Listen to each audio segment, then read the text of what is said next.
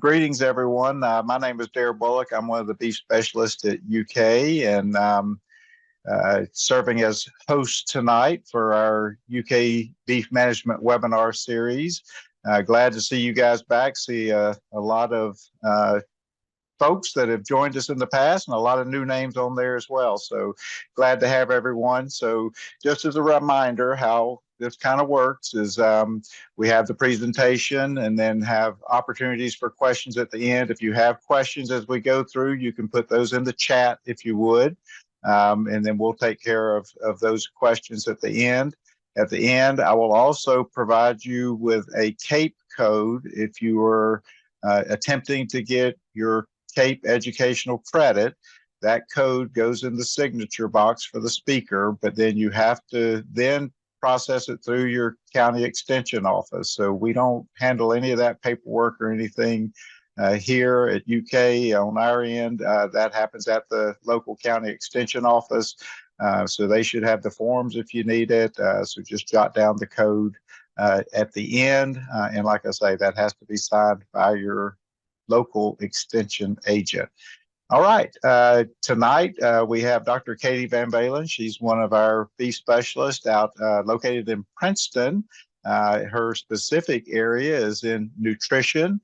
For those of you that have been with us for a few years and have seen Dr. VanValin before, she's been on multiple of these, but thought it was a timely opportunity to bring up winter feeding, and particularly Dr. VanValin. The weather participated great this past week in kicking in with a little cold burst to get us thinking about that.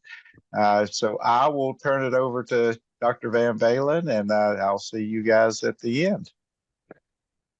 All right, perfect. Well, I am going to go ahead and shut that first poll down. So thank you guys for everybody who participated in that. So I'm sharing the results real quick just so you guys can kind of see what those look like. So about 75% have not tested hay and 25% have.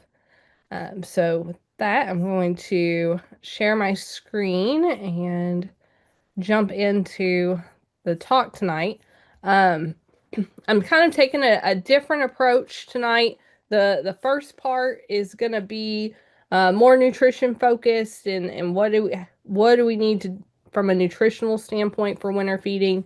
And then the second part of the talk is really going to be talking about how we get winter feeding done, the logistics of winter feeding, and really I hope to demonstrate some of the pros and cons of different methods and compare some of those methods to one another, so that you can maybe walk away with some new insights for your operation. So goal for tonight, we're going to understand nutrient requirements of cattle, about how to evaluate hay quality, a little bit about supplementation and how do we put together an effective supplementation program, and then lastly comparing those different methods. So to jump in, when we think about winter feeding or even, throughout our typical grazing system, the whole goal of any nutritional program is to meet the nutrient requirements of our cattle. And so one of the important things to recognize, and maybe a little bit complicated thing to think about, is that these nutrient requirements are not stagnant. They are not the same throughout the year. And they're going to differ based on that animal's production cycle, right? So when I say they differ throughout the year, it's really more on your herd's production calendar. And so when we think about cows, and that's going to be that graph over there on the right, they're going to have their peak energy and protein requirements. These graphs show energy, but protein would follow a similar trend about 2 months after calving. Then that slowly tapers off a little bit as we kind of get through that peak milk yield and peak lactation, and get closer out towards weaning. And then, of course, once we hit weaning, those requirements drop off pretty heavily. And that's really the opportunity that we have to maybe put condition back on our cattle because their requirements are at their lowest point of the year. And then they're going to start creeping back up again as we get into late gestation. So for our fall calving cows right now, most of them are just about to hit that peak lactation. So their peak energy requirement is going to be here in the next few weeks. And, our spring calving herds, if we're, calving, early in the first part of the year, they're really in that late gestation stretch now. So those energy requirements are starting to creep back up. We're not going to talk a whole lot about heifers tonight because that could be its own whole separate conversation, and it's probably one that's worth having. But understanding that when we think about heifer requirements, they follow a similar trend, but they are going to be higher because they also have that added requirement for growth that those mature cows don't have. So when we think about these nutrient requirements, and part of the reason why we really as nutritionists harp on the importance of meeting those nutritional requirements is that the animal has this ability to partition nutrients. And so when we have a finite number of nutrients, or so we aren't meeting the nutritional requirements of our animal, then this whole hierarchy really starts to come into play. When we have adequate nutritional program, then we've got enough nutrients to go around to make sure that we're meeting the maintenance requirements all the way down through the estrus cycle to get those cattle to breed back and create a new pregnancy. What happens when we start to limit the amount of nutrients that we have is that the first thing that they're going to give up is cycling and coming back into heat for that next pregnancy. They are going to hopefully support lactation for that calf that they've got at their side or maintain an existing pregnancy. But if things get really tight, then they will even start to give up the ability to produce milk and things like that because they're really trying to hold on to those maintenance energy requirements. I like this table because I think it sums up the whole cow-calf production system and the importance of nutritional or plane of nutrition and body condition for cow-calf performance. So this is some older work. It's been repeated time and time again and shows very similar results. And so if you look in that first column there, we have cow body condition score. And then we've got pregnancy rate, calving interval, postpartum interval, and then calf weaning age and calf weaning weight. And so I always say there's kind of a magic line that exists between a body condition score 4 and a body condition score 5 animal. And so while we do see an increase in overall pregnancy rate between a 5 and a 6, we see a really dramatic decrease between a 5 and a 4, and that gets even more severe when we drop down to a 3. When we think about an ideal calving interval, we want that to be 365 days or less. So if we look at body condition score 5 versus body condition score 4, we see that kind of magic line where we've either hit that threshold or we haven't. Postpartum interval, 60 days is the goal. And so what happens is when we are in a poor body condition, it takes longer for those cattle to cycle back. It may take longer in the breeding season for those cows to get bred, if they get bred at all. And then that results with a younger and lighter calf on that next calf. And so we're not just potentially impacting things like milk production for that calf at her side, but we're also potentially impacting the next calf that she's going to have when we get into issues where we get cows that are a bit too thin. So we really need to make sure that we're getting them to at least a body condition score 5. So this is my little cheat sheet for nutrient requirements. This is for mature cows that are in adequate body condition. So keep in mind if we have to put condition back on, then that requirement goes up over and above their sort of normal requirement. So if we want to think about the protein requirement, then we're looking for diets that are either 7, 9, or 11% crude protein, and that is for mid-gestation, late gestation, and lactation. And then on the energy side, it's 50, 55, and 60. So these are kind of ballpark numbers. They can differ a little bit, and we'll talk about some conditions that can mess with these requirements. But these are kind of the ballpark numbers that when we start trying to look at meeting nutritional requirements, this is going to start to get us pretty close on those mature cows. So when we think about trying to do that with hay, this is results from this year, the 2025 Eastern Kentucky Hay Contest. And so what I did is I took that database of results. Our colleague, Dr. Chris Teutsch, analyzes those samples along with the help of a lot of agents that do a lot of work collecting and grinding those samples. And so I was fortunate enough to just get my hands on the data at the end of that whole process. But I went through here. I pulled out any legume hay from that data set just to try and really focus in on grass hay or mixed grass hay. There is some haylage samples in here as well. But what I want you to see is those purple lines each represent 7, 9, and 11% crude protein. And so if we look at all those dots are a sample. 99.5% of those samples met the protein requirement for a mid-gestating cow, all the way up to 40% of the samples meeting the lactation requirement of a cow. So when we think about protein, it's relatively easy to meet even the protein requirements of these cows. But when we switch over and now we're looking at those same samples, but looking at their energy values, so their TDN values, 93.7 met mid-gestation, but then when we get into late gestation, we're already down to only about 63% of those samples meeting the late gestation requirement. And then when we get into a lactating cow, we're only at about 15 and a half. And so chances are that your hay is not meeting the requirements of a lactating cow, and there's pretty good chance that it's not meeting the energy requirements of a late gestating cow.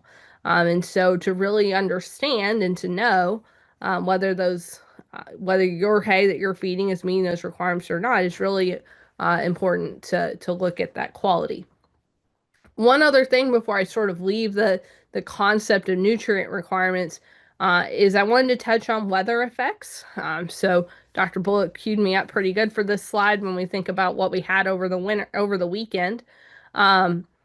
When we get out of what we call the thermoneutral zone, and so if you look at this picture over here, that green bar represents cattle's thermoneutral zone or TNZ, and that is a range of conditions where they are not expending any energy or calories to maintain their core body temperature, and if we get outside that thermoneutral zone in either direction, you'll see that gold line is their maintenance energy requirement, and that starts to go up, and it goes up much more sharply when we get on the cold side.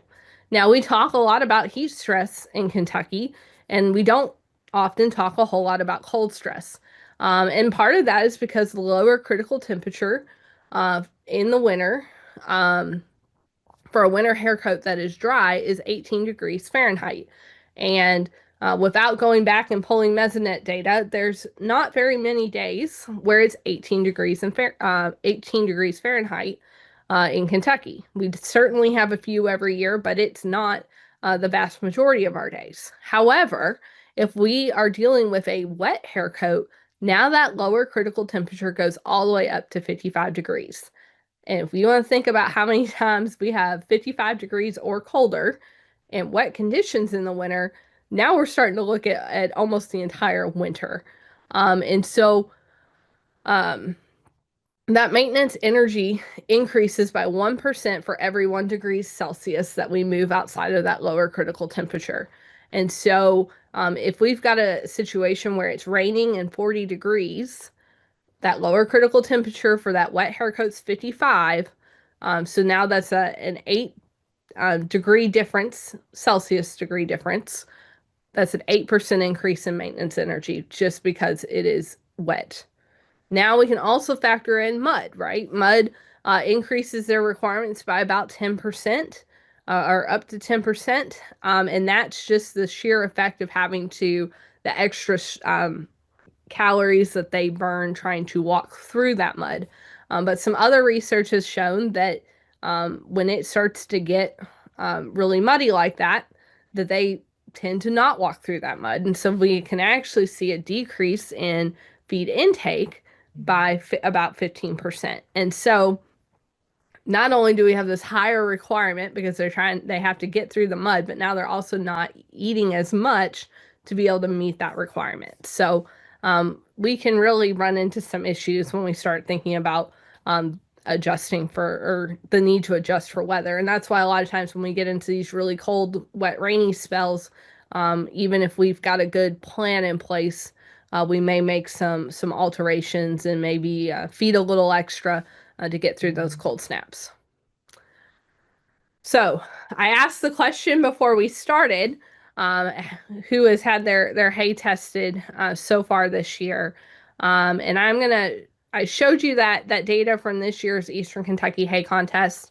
And I'm going to show you some other data here in a minute that hopefully will convince you that we do have a real need this year to get that hay tested. So I had two sets of data. I had the 2025 Eastern Kentucky hay test results and the 2023 Eastern Kentucky hay test results.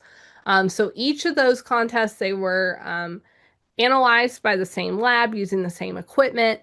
So I felt pretty, and the energy values were calculated with the same equation. So I felt pretty good kind of using those to compare to one another. So if we look here, at 2023, the average crude protein was 12.3%. In 2025, it was 10.9. Average energy in 2023 was 58.8. TDM was 56.2. So on face value, yeah, we've certainly lost a couple points. What's interesting is if you start to look at the range on protein is almost identical.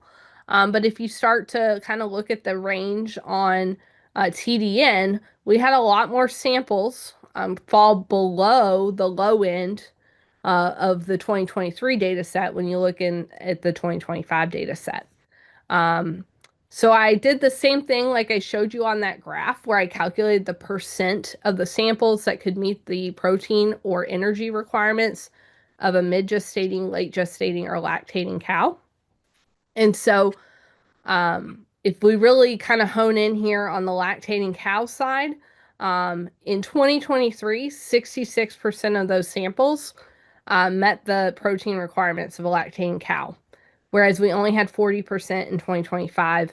And then on the energy side, it was 17.5 versus 15.5. So we do have a decrease in hay quality overall, I think, as we look at just these 2 years. Those are just the 2 years I had. We could have kind of looked at this probably more historically and seen some even greater variation if we could think back to a year where we had good conditions for harvest. But we certainly are seeing some really poor quality hay out there. And if we don't come in with a good plan to supplement that hay, then we can really run into some issues reproductively. And we don't want to see that happen anytime, but especially when we have a market as good as we have had, we don't want to end up with open cows and not getting that next calf on the ground. So hay testing in Kentucky is quite easy, I would say. I think just about every single county extension office I have been in has a hay probe in some form of hay testing program. So they're happy to show you how to use that hay probe, lend it out to you, and help you get that done. A lot of them will help you get the tests submitted to the lab as well.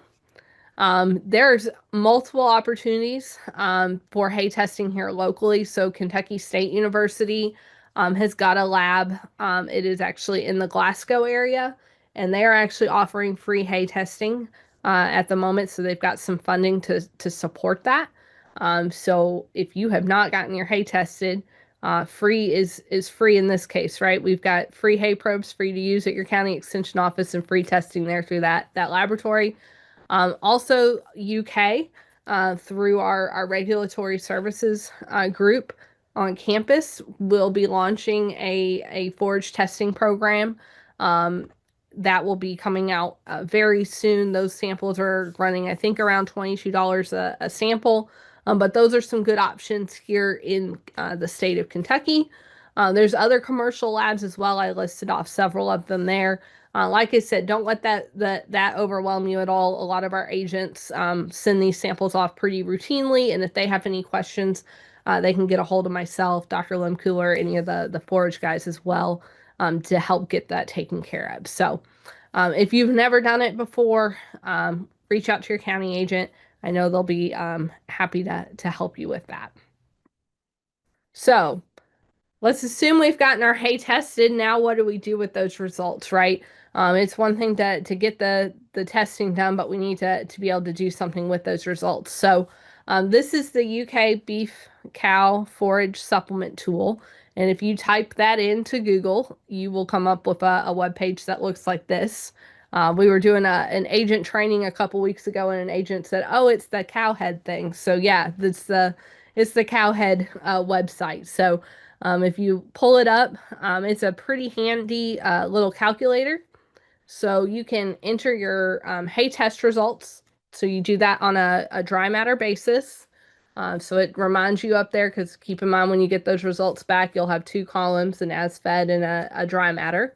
So you'll enter your dry matter value, your crude protein value, your NDF, or your neutral detergent fiber value, and then your TDN, which is your energy value, into there. And then there's a little drop down where you can select whether you're looking for at mid gestating cows, late gestating cows, or lactating cows.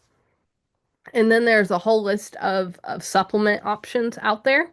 And you can hit what I tell most people is just hit select all, and then you'll hit calculate.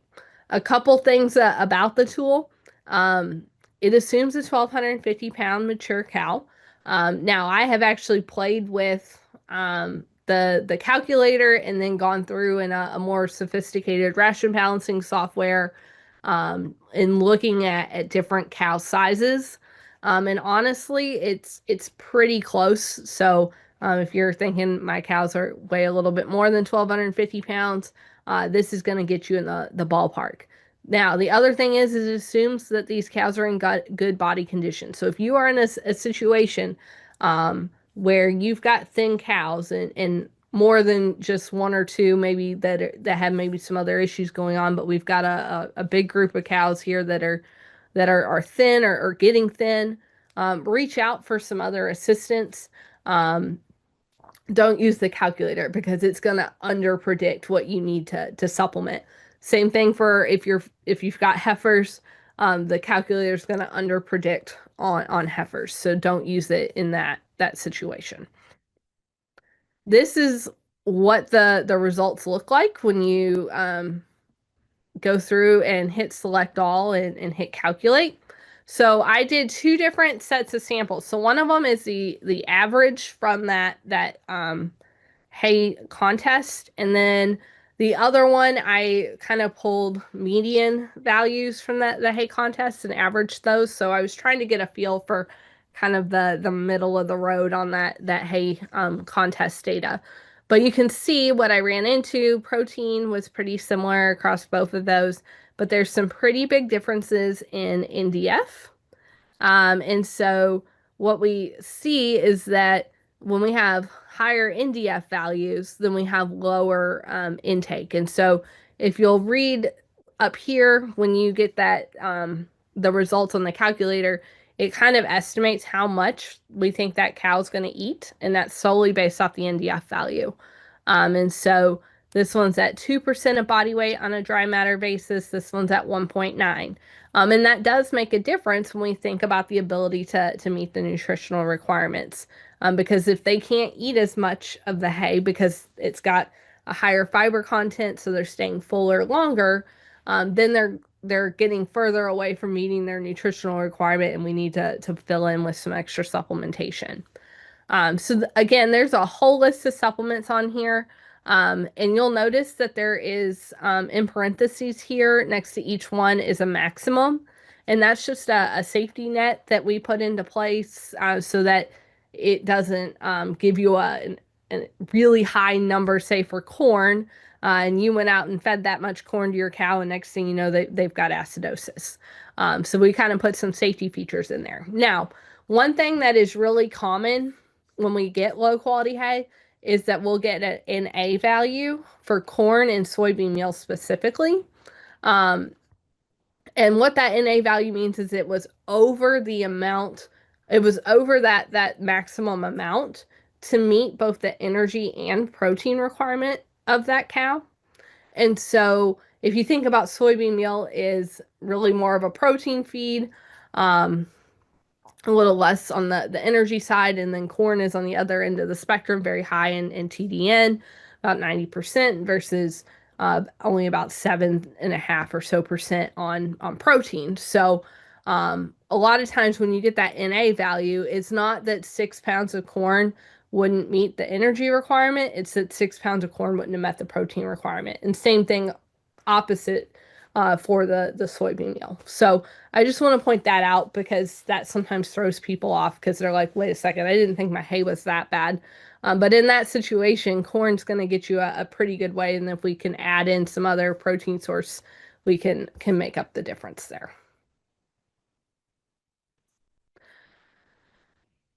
Another thing that becomes important is looking at pricing supplements. And so there's a couple different ways we can do that. A lot of times we do it on a cost per pound of nutrient, and that's before we've really formulated the supplement option or formulated a diet, right? We're trying to figure out what's the lowest cost ingredient to use. So in this example, I have corn gluten feed and dried distiller's grain. And there is differences in protein, differences in the cost per ton. And you can go through the math. And I use dried distillers as an example here, where we have a ton of feed. Dry matter or dried distillers is about 90%. So we've really bought 1,800 pounds of dry matter. That dried distillers is about 30% protein. So we've ended up in that 1 ton of feed that I bought 540 pounds of crude protein. And so if we take that cost per ton divided by the pounds of protein that I bought, we can come up with the cost per pound of protein. We can do that same exact thing with TDN. I just use protein here in this example. Now, if we use something like the forage supplement tool, well, now we can do something as simple as calculating cost per head per day. Now, sometimes when you get close, cost per head per day will actually come out to be almost the same within a few decimal points. So I like to multiply that out and look at it as like 30 cows for 30 days, just because it puts a little bit bigger number to kind of compare that to. So in this case, both examples, gluten and distillers were pretty similar. But I wanted to kind of give you guys the tools to be able to go back and calculate those things for yourself if you are looking at some different feeding options. All right, so now we're gonna switch gears here a little bit and really try to look at different methods of winter feeding. So we've got a few different methods up there kind of displayed, and this is so some work that we've done at the research station and some work that other folks are working on around the state as well. So we're going to kind of start on sort of the absolute low end and work our way up into some other options for how we actually deliver that hay or forage sources to our cattle. So when I think about the method of delivering feed to cows, I think of concentrated methods versus dispersed methods. So concentrated methods is we're going to a single spot or a smaller area. So that might be if we've got a heavy use pad or an area in our pasture that we're going to feed hay at and kind of use that as a sacrifice area. If we're using things like fence line feeders or Bow style feeders, or I have the purple feeder, you will see a picture of what that is in a minute and you'll understand why it's called the purple feeder. Those are all instances where cattle are coming to a single spot over and over again. And so our winter feeding is kind of in a concentrated area versus dispersed. would be things like utilizing stockpile grazing, bale grazing, or bale unrolling. So we kind of got two different schools of thought or camps here or methods, and I hope when we get through all this, we kind of walk away with an appreciation for both, and that there are pros and cons to all of these methods. So when we think about feeding bales, obviously with no ring. So like I said, I'm starting off as simple as possible, right? Yes, that is simple. There's no equipment required beyond the tractor, but we give up a lot of hay waste when we feed without a ring. So I think most people have moved to where we are feeding with rings, and that can certainly reduce waste. We know that depending on the style of the ring, that can be anywhere from 5 to 20% waste, um, and cutting that down from 45%. So um, even with the ring, that's still pretty minimal equipment. But some of the kind of the cons that kind of end up for both of them, we have chances for heavy mud accumulation. And we talked about the impacts of mud on those nutrient requirements, but we also of course know that one, it's a lot more dangerous for us to get out there in the mud. We're not as agile in the mud, just as the cows aren't, but sometimes it feels like they're a little more agile than we are. We know that those calves can get trampled in the mud. There's also other concerns from a scour standpoint, from a health standpoint. So really any opportunity we have to reduce that mud is something that we need to be thinking about, even though that's a pretty difficult ask in our part of the world. We do have a concentration of nutrients, right? We're feeding in a single area. Maybe we are moving it around, but even if we are moving it around, we are having to typically do so with tractors, and um, that causing disturbances in our pastures as well. Um, and so we've got this kind of continued fuel use to keep up with that type of system. So I mentioned that there's differences depending on the type of ring. There's also differences in cost of these rings. So I did go out, I actually went and updated this slide from a couple years ago, and I am pleased to announce that several of those actually decreased in price. So that was good. That was just kind of list prices on the internet. But yeah, several of these rings actually have gone down in price from a couple years ago. Not by much, but hey, every little bit helps. So you can kind of see there there's certainly some differences in the cost, but also how much hay waste we can expect to have from those different systems. So the next system that we're going to talk about is this concentrated, what I'm calling concentrated bale feeders, and that's kind of a broad term for several different types of structures. So I mentioned earlier the Bo Renfro style feeders. So this is an example of one that we have at the research station. We actually have two. And so this is a picture of one of them, and then this is an aerial shot of the other one. And so the other one is actually very conveniently located to our kind of our hay storage area. So it's very easy to go in and access those feeders. They hold multiple bales. They can hold about 3 bales at any given time, at least the ones that we have. And cattle can access both of the feeders from multiple pastures depending on where they're at. They are both concrete, and that middle area is built up about 6 inches from the rest of this area. So that concrete allows us to scrape it off. The other one here, the purple feeder, these can go on a pad, they can go out on pasture. And this one, the ones that we have at the research station that we're doing some work evaluating are 18 by 18, and they hold 9 round bales at a time. And you can kind of see how they work here, that basically as the cows go through and eat that hay down, they basically push either side that they're eating off of. They basically push in those sides to be able to clean up the hay. And so We got those last year and had some issues with mud. So we're actually looking at a couple different options for putting in a pad, heavy use pad for those to be able to kind of look at them a little bit better in the coming winter. So pros for these sort of concentrated bale feeders, right? We've got multiple bales that go into these at a time.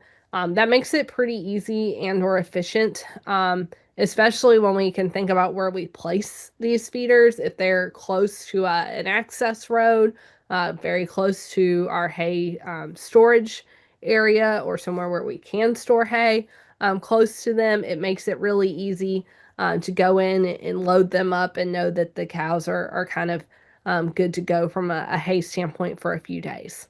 It does create a sacrifice area. We have kind of an opportunity to protect the rest of the farm if we can keep those cattle up close. Um, where I think these types of systems can work really well is when we have situations like we have really poor draining soils, we get very wet nature soils, and being out doing something like bale grazing, for example, may not be suitable on some of those soil types. So maybe we've got a heavy use pad like this that we can feed off of. Now, at the same time, I recognize that that's a lot of infrastructure costs, and a lot of concrete costs for something that we may not use all the time. And so I think, looking at some other alternatives that maybe some lower cost designs for those pads for something that we may use less frequently is probably something worth looking at. So one of the pads that we're building for the purple feeder will actually be using recycled tires and a gravel pack. So that's currently being constructed, and we will kind of evaluate how that is used. But we have a tire recycling place near the research station and can get those for about $2 a piece. So that's a pretty low cost investment on that particular pad. So we're looking at that kind of as an alternative for some of these other more expensive pads that we have. Um, Kind of cons or drawbacks, we have heavy manure and mud buildup. So I actually took that picture of the Bower infrastructure yesterday. I have some other pictures that would show you that these things can get quite nasty and quite built up on us as we continue through the winter. So we've got to have a plan for handling that manure and moving that manure off. So we have a lot of nutrients that are kind of captured in and around that pad. Um, and so yeah, we can scrape that off and we can make a manure stack and we can go out later and spread that manure back on our pastures. All of that comes with an equipment cost to operate that equipment to do that. And at the same time, some of the nutrient value of animal waste is really in the urine. And so we really don't have the ability to capture urine back onto the pastures when we've got it in this concentrated feeding location. And then again, another drawback is potential construction costs because you are building a little bit more infrastructure than some of the other options or winter feeding options. One other kind of quick note on this, our cow groups are big enough that they're going to go through three bales in about um, 3 or 4 days typically, and so I don't worry so much about having a roof over these systems because they are going through the hay pretty quickly. But I because again that's just an added expense. Um, Other things to kind of keep in mind with these types of feeders is they can get kind of filled up with hay that cattle may not want to eat if it does get rained on or if it's poor quality hay. I tend to have a little bit more trouble with some of these types of feeders at that point because we've got to get in there and clean that hay out or else it'll just continue to pile up and accumulate and become a mess. So. Next, I want to touch on silage or feeding fence line bunks and total mixed rations. So, um, using fence line bunks for feeding grass or grain silages. So we can feed things like haylage in a TMR, or we can do our corn or small grain silages. Those grain-based silages are typically going to require some protein supplementation. But one of the things that we can do with feeding a total mixed ration is we can kind of limit feed a more high quality diet. And so in situations where we need to be able to harvest a quite a bit of energy and tonnage off of a relatively small area, something like corn silage can work in those systems, and then we can basically go back and limit feed that or mix that with some poorer quality hay to make a TMR that meets those nutritional needs. So pros on that system, um, we can harvest and utilize really nutrient dense feedstuffs. So if we think about the tonnage and dry matter that can come off of um, corn silage and the increased TDN value of corn silage relative to grass hay, that is certainly something that we need to that should be thought about, especially for um, some herds that can utilize this type of equipment. Uh, an advantage of a TMR as a nutritionist, if I could practically feed every animal a total mixed ration, that would make my life so much easier, right? It's a balanced diet in every bite, but that is not the world that we function in. Um, but it is certainly an advantage to the system. We do have a lot of basically minimal feeding waste from what goes in that bunk. They typically clean that up pretty well, and we can have some really good animal performance. Cons, and this is the biggest one, is high equipment cost. It certainly takes a lot of equipment. Even if we have our silage custom harvested, you still have to invest in an ability to feed that out. And so those mixer wagons aren't cheap. And so a lot of times these are solutions that are for our larger herds, that are 175, 200 heads or more. So other cons is we've got daily equipment operation, right? We can't, there's only so much silage we can feed at a time. So we're having to feed that every day. We still get that concentration of nutrients around the bunk from animal waste, and we still have quite a bit more feed and storage management that we have to deal with, whether we're dealing with upright silos or bag silage, right? I'm constantly having to make sure that I don't have holes in that bag. So it's just a little bit different level of kind of management that we don't have with any other of our feed options. And I have on here limited downward scalability, right?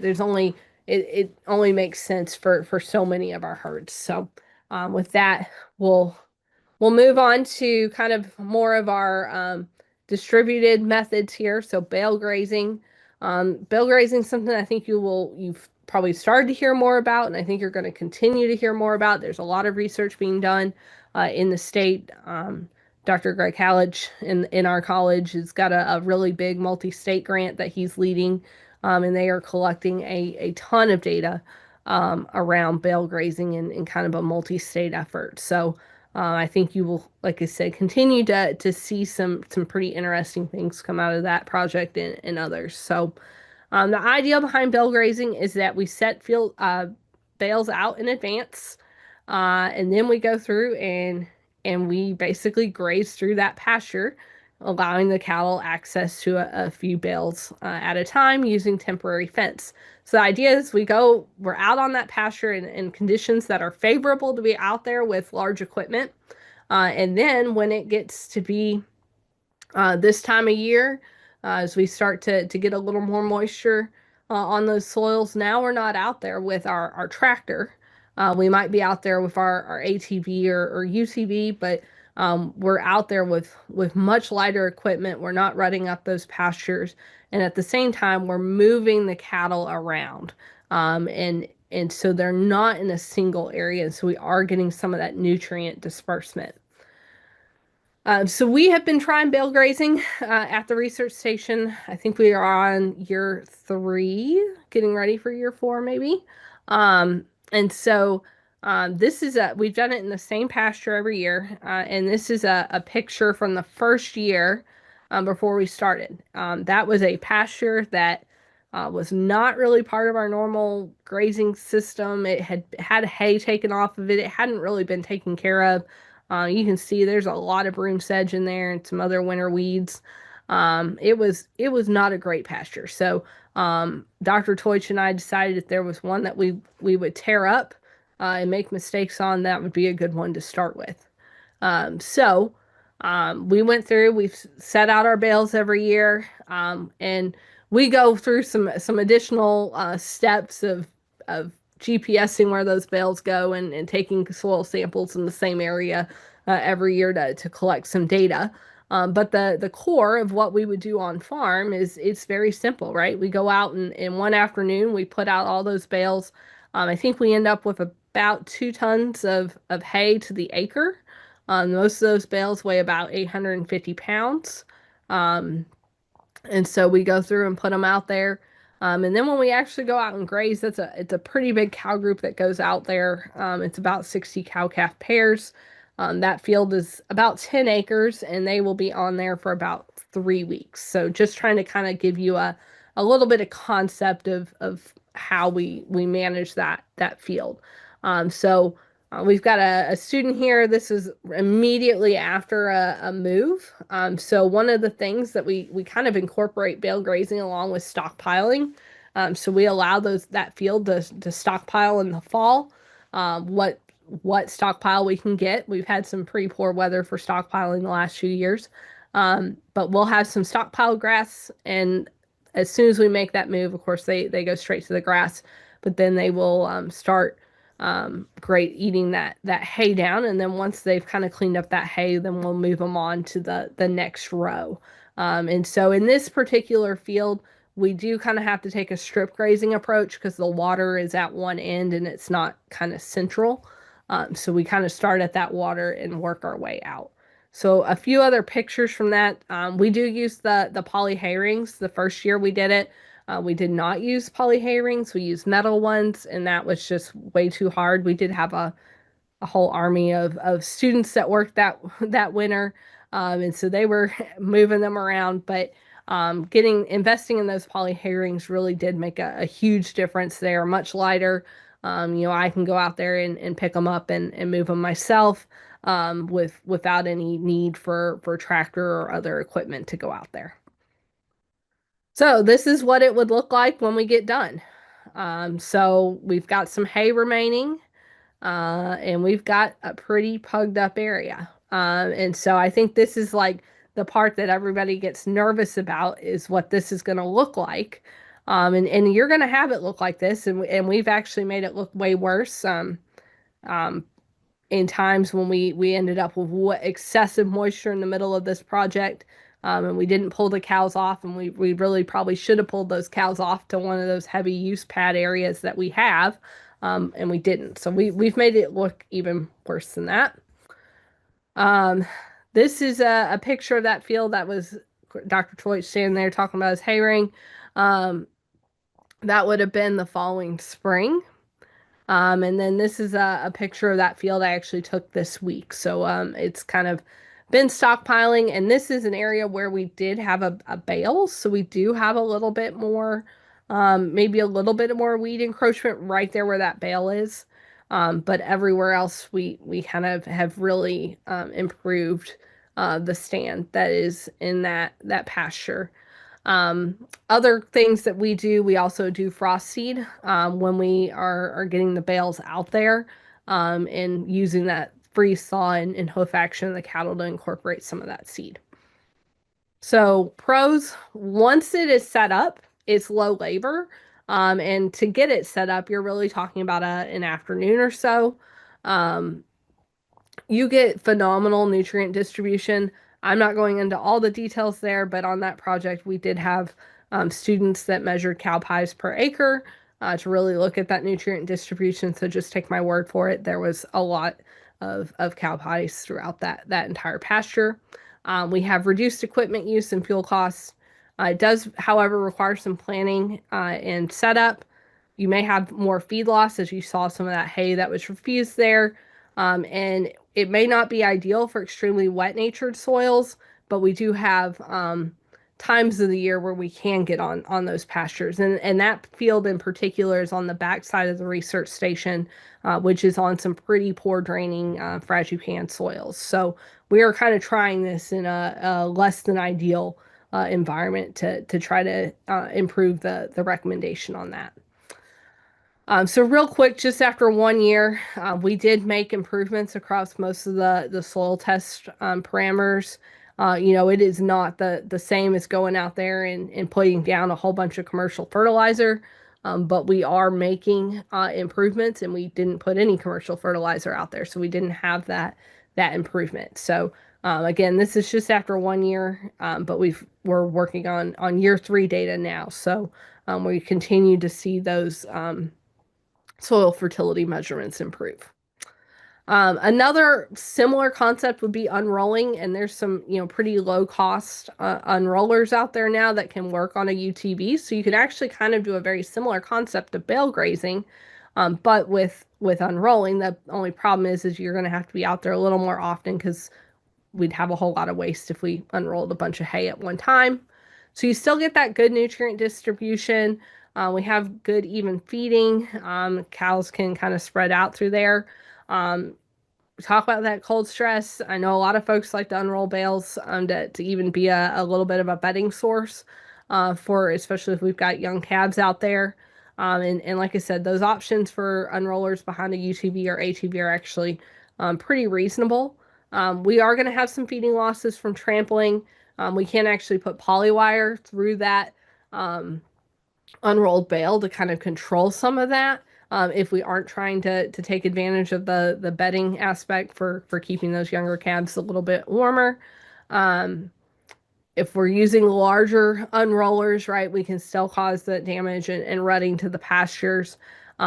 It does have an increase in labor and equipment use compared to the bale grazing, just because it takes a little bit more each time you're unrolling that hay versus doing it kind of all at once and then making moves, every few days like you would with bale grazing. And then lastly, stockpile tall fescue. This picture here is a really great stand of stockpiled tall fescue. This one here is probably a little more real world. This one's been under some pretty babied management and establishment, and has had quite a long rest period. Whereas this one is another stand on the station that's been stockpiling, and like I said, it's probably a little bit more real world, right? But the idea with stockpiling is we pull cattle off in the late summer, early fall, allow that to grow, and then come back in later on and consume it. So from a winter feeding standpoint, it is the lowest cost per day, right? We're not baling anything, we're not hauling anything, we're not having any equipment to feed it other than maybe some polywire to be able to strip graze it. We still get that good nutrient distribution across the pasture because we are utilizing strip grazing. It's a great source of nutrients. I'll show you a test of that. It stays high in those nutrients kind of through the early winter. It will start to taper as we have more freeze-thaw cycles. Cons, it does require the cattle to be removed from that pasture for a time. And we need some fall rain. In the last several years, that has been a real challenge. And so it's one of these that's we can't bank on it. It's not going to be our only winter feeding option, but it is certainly something that we can use to integrate into our overall system. So just looking at some average grass hay, alfalfa hay, and stockpiled tall fescue that we had at the research station last year.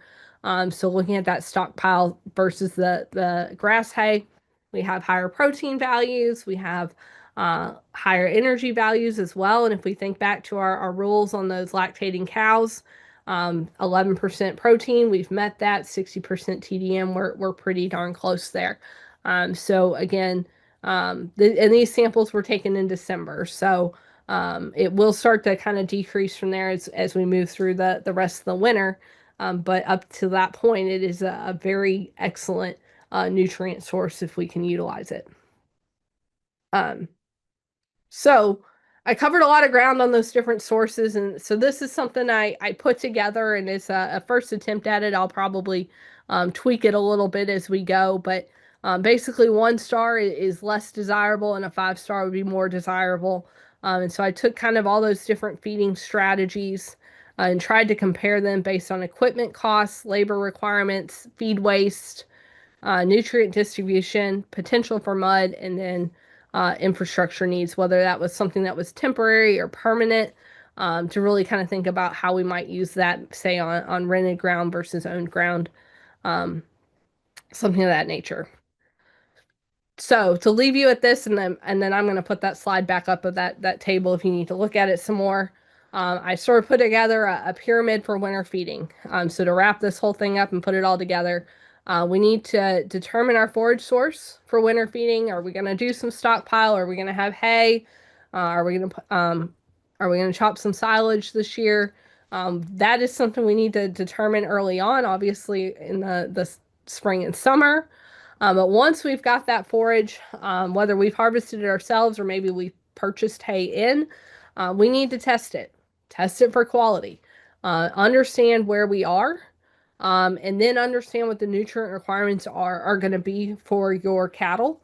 And then we can match nutrients resources for those cows. So, for example, I may have some corn silage. I may not feed corn silage the entire winter, but maybe I'm going to use that at a time when I know that energy requirements are at their highest.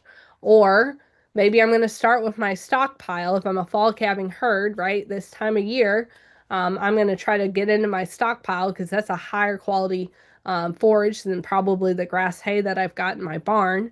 And so I'm going to start with stockpile and then go over to my grass hay.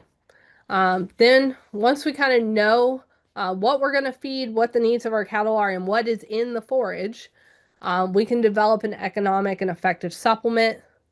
Um, that supplement can be used in any of those options that we talked about for winter feeding. So, really, I think about evaluating the method of winter feeding is a little less important than understanding the nutrition and having a good nutritional game plan. Then we decide how we're going to feed it, and hopefully we've got a few different options available to us. You know, maybe we're going to use some bale grazing, but we've got a heavy use pad over here that we're going to use when conditions are less favorable. But at the top of my little pyramid here is assessing body condition score. Keep an eye on those cows. I encourage you this year not only to look at body condition score, write it down, and keep an eye on changes. If the cows start to get a little thin, let's change up the program. Let's change up what we're doing. Let's feed a little bit more. At the end of the day, that hay testing, ration formulation, the forage supplement tool, all of those things are just tools to give us a good estimate to get us going down the right path. And it gets us pretty far along that path. But every once in a while, we need to make a change. And ultimately, that cow and her body condition is the number one indicator of how good our feeding program is. So, um, with that, I'll stick this back up here for just a second. Feel free if you need to jot anything down on that. Then I'm gonna stop sharing and answer any questions that you guys have. All right. Thank you, Dr. VanValin. If anybody has any questions, please pop them in the chat and we can take care of those. And please answer Dr. VanValin's follow-up question. While they're thinking about it, Dr. VanValin, looking at that table, I think that's awesome. I was just curious see, I had a couple of suggestions for you, and it might be difficult, but one would be just overall economics. Yep. Is that one just a little too hard? And the other one is just the overall simplicity, maybe. Yeah, the other thing I had a challenge with was the whole half star concept. I couldn't get a half star. There's a few of those I wanted to have a 3.5, kind of like we tried to do on the body condition scoring. So that Right. was another thing I ran into a challenge as I was really trying to tease some of those things apart across those different methods. But yeah, I think at least looking at input costs and things like that are something that we can add that to. Yeah, I think it's a fantastic concept. So, and I'm a very visual person myself, so I always appreciate things that stress the visual side of things. All right, looks like we may have. Oh, so what is your recommendation for spacing on bale grazing? Yeah, so I don't necessarily think about it in terms of spacing, because especially if we get into kind of some odd shaped pastures and things like that, I tend to think about it more in terms of density. So how many we say tons per the acre. Um, so typically kind of in that 2 to 3 tons to the acre. Now, that's kind of based on some of the work that Dr. Hallich has done here, and he's been doing that for a long time, even on his personal farm. They're looking at a couple different levels of density in the research that they're doing. So hopefully we'll have a little bit even better answer for you. One thing I will caution you though, if you get into kind of reading on the internet about bale grazing, it is a very popular concept in the northern United States and Canada. And so you will see much, much higher densities of bales in those pictures and in those articles. And that's just because they have ground that actually freezes. So don't try doing that here on our soil types. That's not going to work super well. So the question's hay unrolling versus hay grazing. Um, and if we're using that unroller, can we get better distribution of nutrients, or is it better to have it kind of centralized around that ring? Great question. I don't have a good answer for you. I think both options you are distributing nutrients around that pasture. So as long as when you're unrolling, you're getting over that whole pasture, just as you would with the bale grazing, you're getting the nutrients distributed. I do think where the downfall is on the unrolling piece is that you've got to have the unroller and you're out there more often doing that. Whereas with the bale grazing, we're out there every day checking on them, of course, but um, we're actually moving those rings and moving that poly wire once every 3 or 4 days, just kind of depending on how quickly they clean up that section that they're in. So um, even on kind of small sizes, those hay unrollers like that are less than $5,000. I know that. I only know that because we were able to buy one on a pro card. So I know they're relatively inexpensive compared to other implements, but I do kind of lean more towards the bale grazing if I had to pick one, just because you can set out a lot of hay at one time. And then the other one is, what were my thoughts on the reasons for the decrease in quality of hay from 2023 to 2025? Great question. I know we expect hay values or hay quality to be down this year because we had extremely wet springs that really delayed that harvest. I feel like I feel like it's almost like Groundhog Day, where we've had really wet springs every spring and really dry falls every fall over the last 5 years or so.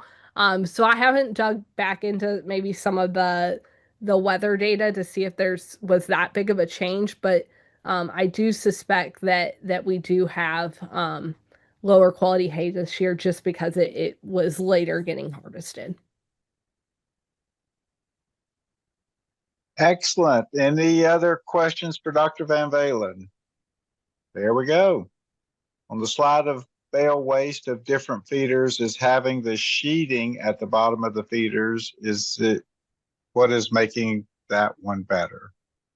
Yeah, so having that sheeting down there basically prevents more of that hay kind of falling out of that ring and getting trampled and lost. So that's the idea on that. Or even like the big purple feeder that I showed you, it has a solid sheet all the way down. So it's basically just creating um, more containment for that hay. Okay. Any other last minute questions? I put up the slide. Can you see it, Dr. VanValin? Is it up? Yep. Okay. Our next session is December 11th. And if you have additional questions for Dr. VanValin, she'll be on that one too, I'm pretty sure. And so, as well as most of the other beef guys, even as of now, Dr. Burdine is going to be on, Dr. Arnold, and we're hoping to have one of the forage guys on. So it'll be a wide assortment, and we'll take any and all questions associated with beef cattle. So hope everybody can join us on December 11th. We did move. I hope everybody recognized, all you guys at least, it's not just this time. All of these sessions are going to be on Thursday night from now on. We decided people were enthused about basketball again, and those games in the winter are going to be on Tuesday nights. And so we thought we would have a better attendance on Thursday nights. So the Cape code is UK Win Feed. So if you need Cape education, put that in. Always talk with your county A&R agent about whether your county accepts or not, but I think most are, so shouldn't be an issue. No more questions coming up, Dr. VanValin. So thanks again for your time tonight, and I appreciate everybody joining us, and we'll see you in a month. Take care, and everybody have a happy Thanksgiving. Bye-bye.